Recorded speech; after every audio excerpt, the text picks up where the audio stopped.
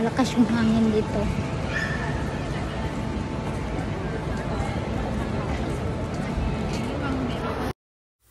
Hello everyone, happy Sunday! Yan, ipakita ko sa inyo kung saan ako pumunta. Yan po ay sa Lucky Plaza.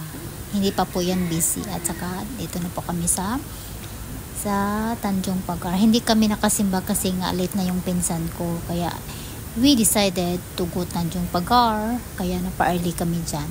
Kaya ipakita ko sa inyo yung view. Maganda siya dyan. At saka yung manok. Wild na manok. Yan, maganda din yan kasi may shelter siya kasi umulan kanina. Kaya lumipat kami dyan. At tapos pwedeng makakain dyan yung area na pwede kumain. At saka ayan, nagmamarites na kami ng dalawa ng pinsan ko. At saka tinatago pala namin yung wine kasi nga baka hindi pwede uminom dyan. Pero parang pwede naman kasi nga ano yan, eating area eh. Hindi lang doon pwede yung maninigarilyo. Bawal yan dyan kasi may area na dapat yung kung saan pwede manigarilyo. Kaya dyan nagmamarites kaming dalawa. Tinatago lang namin yung wine namin. Kaya yan.